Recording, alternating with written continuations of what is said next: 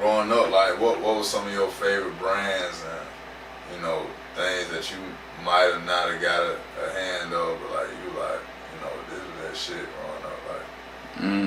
That's a good question. I really did like Stephen Berry for real. Like, even though I got picked on for wearing it, but they had some affordable dope stuff. Like Stephen Berry. I was big on Air Force Ones.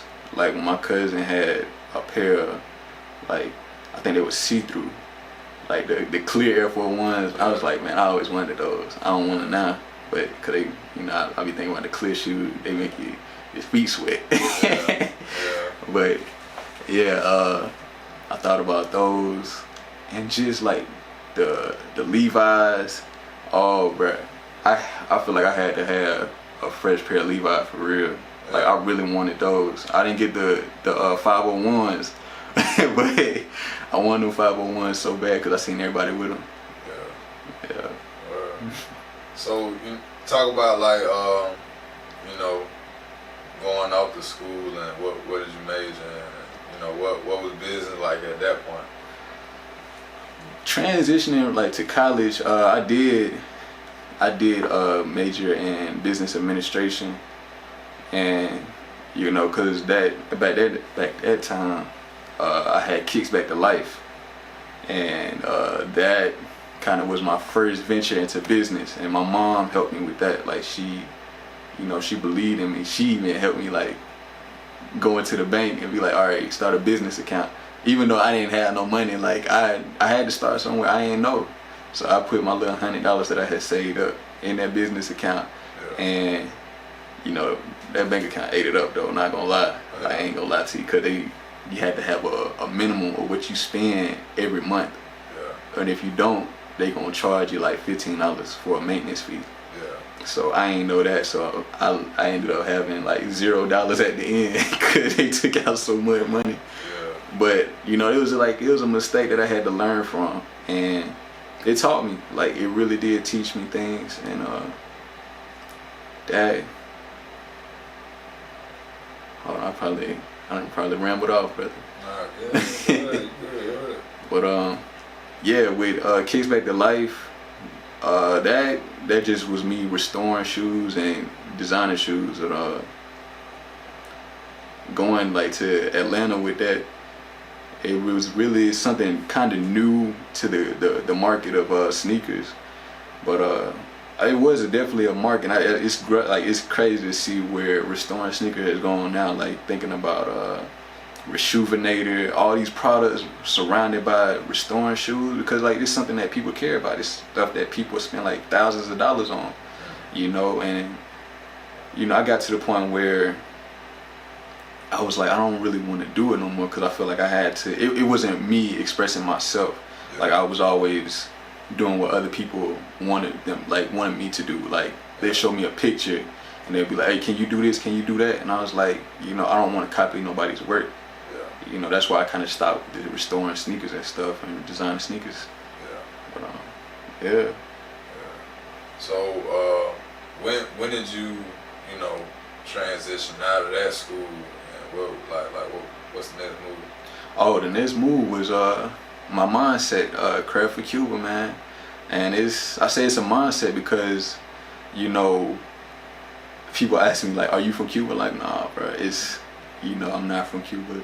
It's like I take what they did, you know, instead of being imperialized by the United States, you know, they decided to continue to do their own thing because that's what they felt was right, rather than conforming to what, you know, society wanted them to be.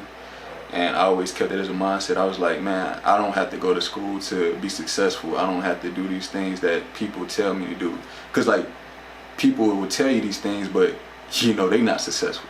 You know, in my eyes, they not. You know, not to be harsh, but it's just like real deal. Like, how you gonna tell me how to live my life when you're not practicing what you preach? Exactly. You know what I'm saying? I identify with that 100% all the way through and through. Talk about like just like the whole, you know, process and the creation and what you had to go through behind, you know, the brand, and you know, talk about the beginnings. The whole beginning, and it's it's so crazy because I was like, man, I needed a way to express myself, and it was through fashion. Like as I built like a little collection of thrifted vintage clothing.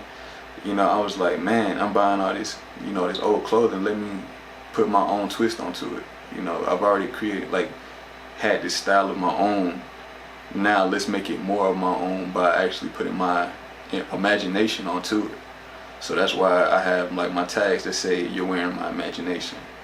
Cause like it's like the lip t-shirts, I'm wearing it under here. You know, shout out to Tramel.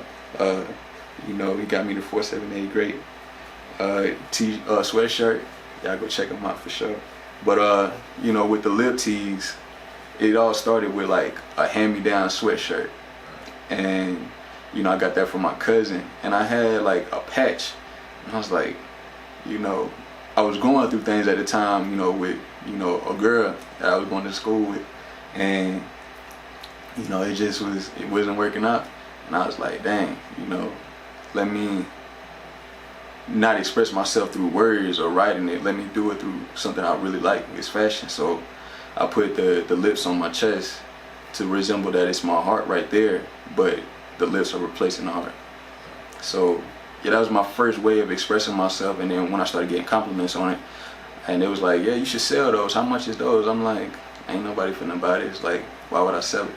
And then, you know, I started getting more attention on it. I was like, okay, I should really capitalize off of this, and you know, turn it into, you know, it's a passion at the moment, but and a way to express myself. But it's like I need to make some money from this, you know, because I feel like at the time, if people say they would buy it, then they would. But you know, at the beginning, it was kind of tough because people that said they wanted to buy it didn't buy it, and it kind of made me discouraged at the moment, like in that time. But as I continue to grow, it's like you will see people be like, oh, you know, when I first started out, the first week I had no orders, like at all. But like it took a month for me to actually just sell five shirts. Yeah. And you know, it's still growing. I had to learn from that little, you know, process that it's not always gonna be what you expected. You shouldn't have high expectations when you go into something, you know. You have to have pure intentions and make sure you're doing it for the right reason rather than, you know, expecting people to give their all.